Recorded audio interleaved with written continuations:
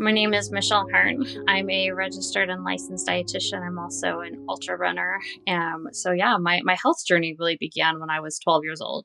When I was 12 years old, I was diagnosed with anorexia nervosa.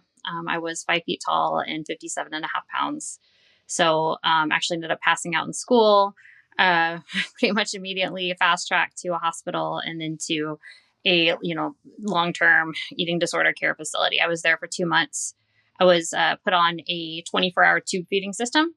And back then, the ingredients in tube feeding were maltodextrin, soy protein, canola oil, corn syrup. And I was immediately fed the standard American diet. I went from starvation to a very high sugar, high flour diet. I was put on 7 different medications. I was having extreme OCD, racing thoughts, anxiety, depression. I couldn't stop tapping my foot or shaking my hands. And also with all the food I was eating, massive GI issues. And it was interesting because I remember one of the medications was actually just to treat some of the side effects of the other medications. And I was told, even as a very young person, that hey, you know what? You never really recover from eating disorders. This is something that's going to be with you your whole life. You're going to have racing thoughts around food. You're probably going to have a lot of gastrointestinal systems. I remember the doctor telling my parents, if I did survive, at that time too, I was so underweight, they let my parents know there was a pretty slim chance I would make it. But if I did, I likely wouldn't grow, beyond 5 feet. I might never be able to run and play with the other kids. And so it's pretty terrifying, as a 12-year-old, to hear all that. I did become weight restored, but I suffered with incredible bouts of anxiety and depression. It was like I was standing on the sidelines of my own life. I would see friends and my neighbors just playing and hanging out. And I was constantly worried about food. And I was thinking about, did I eat enough? Did I not eat? Did I eat too much? I still had severe body dysmorphia. Even, I was still underweight and I saw myself as somebody much larger. And, I decided I wanted to become a dietitian because I had seen what nutrition could do. I went from basically being on death's doorstep to, okay, now I'm a normal weight. But I just had this intuition that I could heal my brain, and of course at that time I was like, it's going to be all these fruits and vegetables. It's all the antioxidants. That's what I thought. And to become a dietitian, you go through your 4-year degree in college, you get into an internship. And during my internship, there were things that just didn't make sense. For example, we'd go in the room with somebody with type 2 diabetes, which is a disease of high blood sugar, carbohydrate intolerance. And my preceptor would say, okay, we're going to teach them to eat carbohydrates consistently throughout the day so they can dose their medication consistently throughout the day. And I would just ask questions. I was like, oh, wow, if their blood sugar is high, should we teach them to eat less carbohydrates? And I was kind of pegged as this difficult dietetic student. No, Michelle, the food pyramid, carbohydrates are the foundation. You can't live without carbohydrates. They're energy. They're important. They fuel your mitochondria. And, you're young, you're a student. And I remember walking into the ICU and, we had a woman who had been in a traumatic car accident. So was being tube fed. And I flipped over the tube feeding. I'm like, oh my God, look at this. This is the same stuff I was fed when I was 12. At that time I was 24. Corn syrup, maltodextrin, soy protein, canola oil. Spoiler alert, I'm 41. It's still the same stuff. But I would just ask, I'd say, hey, is this the best way to feed somebody who's been in a traumatic accident? Should we be looking at the quality of the ingredients? And I was just told, no, it's protein. It's all that matters, protein and calories. And, you become a dietitian. And very quickly, I saw the cycle of sickness. People would come in with diabetes in a few months. Now there's an infection, there's an amputation. Oh, next year there's cardiovascular disease. And we were just told hey, look, it's not the guidelines. People are just not eating enough whole grains. They're eating too much fat. They're lying to us, and it was hard because for the most part, people seem to really be trying to do what I told them to do. Of course, there was exceptions, but you become the system. There's so many patients you had to see. I remember getting anxious when an elderly lady was just talking to me about her family because I didn't have time. I had to go. We had to chart so much. It wasn't until 2019, I lost my own health, that I really made a significant dietary change. And leading up to that, I'm very grateful I was weight restored, just eating enough calories saved my life. But I had such severe periods of, depression, suicidal ideation, people. If you meet me in person, I have some pretty gnarly scars on my arms. In 2017, I had a plan to take my own life. And it's hard. It's even, I apologize if I get a little emotional, because I'm actually, I'm a really happy person. I'm a really grateful person. I've got 3 older sisters. I've got an amazing partner. I've got a house. It's like, what's wrong with my brain? What is going on?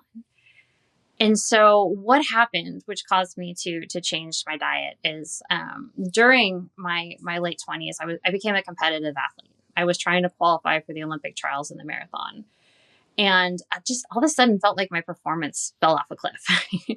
I went from running, 10, 12 miles a day. I couldn't run 2.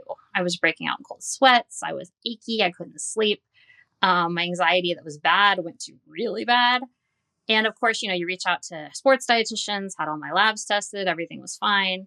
And the dietitian said, hey, you know what? You're not eating enough carbohydrates. You're not eating enough calories. I said, well, I'm eating 350 grams of carbs. That seems like a lot. No, you need more. You need 400. And if somebody doesn't know how much that is, that's an astronomical amount of carbohydrates. Very, a lot for, and my poor body clearly wasn't handling the carbohydrates well. I now understand that. Certainly didn't understand that then. And so I ate more carbohydrates. And as I was driving to work, I had to pull over because I broke out in a cold sweat and literally couldn't see. The last kind of come to Jesus moment, at the time I was working in acute care in Portland. And as a dietitian, I was a newer dietitian at that facility. So I floated, meaning I covered different floors. And I was covering oncology, and we had a pretty young patient pass away. So I actually called it a day, came home early, said, I'm going to take a nap. And it was, 3:30 in the afternoon. And I fell asleep on the couch. And I woke up like almost 12 hours later. It was like 2 a.m. And I just felt like my body was on fire. My joints hurt. I was sweaty. And a lot of people, I think, come to this moment where we don't know what to do. Like I had been put on, you name it. I'd been through a bunch of different psychiatric medications. I had tried to eat quote unquote healthy, all these whole grains and fruits and vegetables. I'd, seen a therapist. I'd done the traditional. I'd done the weird. And so sitting in my living room, like, I don't know what to do. And so I just grabbed my car keys and I drove to 7-Eleven. I got 30 pounds of ice, put it in my bathtub, running an ice bath at like 3 a.m. and just bawling my eyes out. I intuitively knew that all these carbohydrates were not making me feel well. But everything I had learned in my dietetic career, especially as an athlete, you have to have them. They're the foundation of nutrition. You can't have fat. Your heart will explode, all this stuff. And so that next day, though, I decided, you know what, I'm going to do a ketogenic diet. I'm going to do a low carbohydrate diet. And I ended up stumbling on a carnivore diet. And I, immediately thought that was very strange, but ended up doing that for 30 days. And I told my wife, I'm going to do this. And to be fair, right, like I have a history of anorexia. She said, no, this is terrible. This will set you back. We thought about it. She cried. I felt terrible. But I just had this intuition. I kind of thought at that time, like maybe the protein will help my muscles. But I had no idea. The first week was bad. I did not know that you should definitely supplement with plenty of fluid, plenty of electrolytes. I was just kind of winging it, which I would not recommend anybody do. If I could go back, I would have lots of salt. I had probably the worst headache of my life. And also remember, I was eating 450, 500. So it was extreme, highly carbohydrate to 0. But after the first week, I remember when I was at work, like it was the first time in my years I was able to go for a period of time without food. We were in a meeting and my coworker was like, I got to get a snack. I got to get a snack. And I was like, Christy, we're going to have lunch at like noon, right? And she goes, Michelle, it's almost 2. And I was just blown away. I couldn't go more than a few hours without eating. And I noticed my muscles weren't hurting, but I kind of attributed that to, well, I'm not running. And then it was week 3. My wife beat me home. And if you're married, you have a partner, and when I got home, she's like, I want to talk to you. And I'm like, oh, somebody die? Am I in trouble? I said, hey, I don't know if I like this way of eating, but this is the best your anxiety has been in the 11 years that I've known you. It changed my life. It absolutely changed my life. It led to me, writing the book, The Dietitian's Dilemma. It led to me, getting very angry because nobody told me we had hundreds of clinical trials on ketogenic diets. They were demonized when I was a dietitian. Oh, it's a fad diet. Oh, what's bad for you? And here I am reading these trials on reversing type 2 diabetes and traumatic brain injury. And now, of course, we have even more with, bipolar disorder and eating disorders. And it's been a really incredible journey, and it gave me my health back. I I also ended up deciding I would try running again. I just felt so much better, and so now I'm an ultra runner. So now I run distances longer than a marathon, and I feel like it's my gift of gratitude just to talk about it because our current healthcare system for treating mental health disorders and specifically, eating disorders is failing miserably. I feel like I have a unique perspective as because I was a traditional dietitian, right? And I cannot fully describe just how ingrained it is in us. It's almost like I'll use the word brainwashing that you have to have carbs. You need carbs. Carbs are important. Carbs are the foundation of life. The Academy of Nutrition, which is the governing board of all dietitians, is heavily sponsored by processed foods, including General Mills and, Ensure and PepsiCo, Coca-Cola, the Sugar Research Foundation. And they say it's not a conflict of interest, but I'll let you guys come to your conclusion on that. I had always been a fan of like stabilizing blood glucose. Like even when I was a more traditional dietitian, that made sense to me. And I'm so grateful that, during that time, so this was late 2019, there started to be more of a movement with the carnivore and, ketogenic. There was more on social platforms, on Instagram, Facebook. And this is what I think, this is where a disconnect comes. A lot of dietitians will say like, oh, that's a fad. Oh, that's whatever. And I'm so grateful that,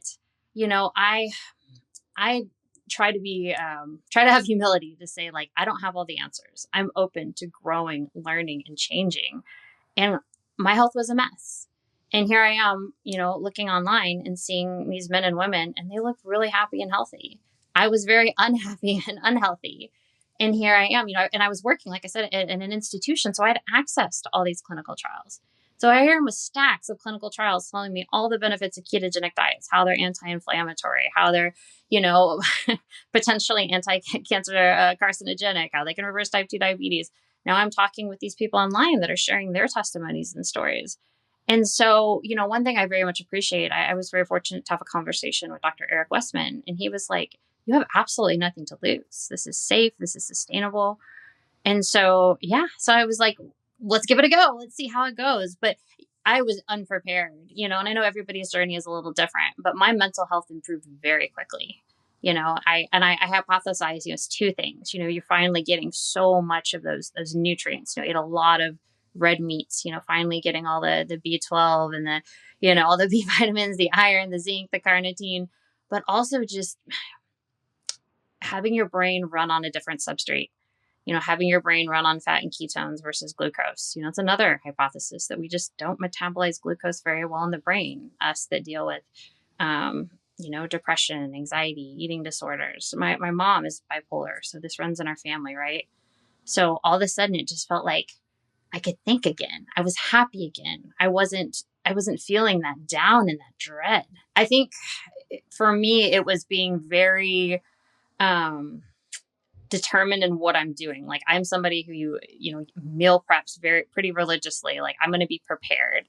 I'm not going to show up somewhere to an event without food that I know I can eat. Like I'm not counting on the world to meet my needs. Yeah, I would say the biggest challenges though for me, and specifically, I am an athlete. So for me, it was how do I make sure that I'm fueling my athletic ability and my running? I actually use carbohydrates strategically. You can do that and actually still be in ketosis while maintaining a very high fat, moderate protein diet. And I know people that, I've worked with, it just tends to be that sugar addiction is powerful. And I would say, and I'm not immune to that either. People have looked at me and like, oh, you're so lean. You could eat ice cream or cookies. From a physical standpoint, oh, sure. I've been very fortunate. I've been lean my whole life. My mom's very lean. But man, just having some ice cream or a cookie, I will pay for it mentally. I'm going to have anxiety. I'm going to deal with that. So for me, it's being very diligent and just really saying no. That's what I tell people too. Like, it's okay to say no. It's okay to say no, thank you. What would I say to somebody who wants to, is just curious about like a ketogenic diet? Like, why should I do this instead of potentially doing, medications, therapy, some type of other treatment? And I truly believe we have to look at mental health diseases as not just psychiatric diseases, because I don't think that will work. And what I mean by that is if you have major depression and you're just taking a pill or going to therapy, I don't believe you're going to get better because I believe they are. And the evidence is showing they are metabolic psychiatric diseases, meaning if you do not address your metabolism, you are asking to not be at your best. Maybe you can have a little bit of improvement, but my overwhelming experience, and this is I'm someone who had anorexia at the age of 12. I've worked with dozens of people. If we don't address metabolism, if we don't get your insulin down, if we don't get your ketones up, you're going to relapse. We have very good evidence. It's the brain can't participate in neuroplasticity. If you're getting all this talk therapy and whatever, it's like it goes in one ear and out the other. You have to be able to use it to process it. In order to do that, your brain has to be functioning correctly.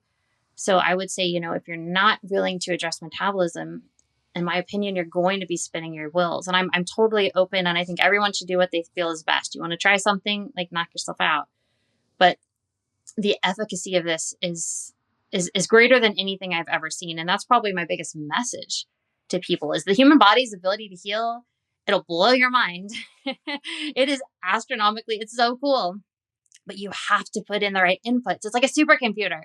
You can't, if you don't, you get that error message. You're throwing all these pills at it. Oh, error, crap. What the frick is my password? But if you actually will put the right fuel in it, get into ketosis, it will blow your mind. Like if you had told me, like I said, that night in the bathtub, like your life is going to completely change, I would not have believed you. And I know this sounds kind of hokey, like you have to experience it for yourself, but it changed everything about my life.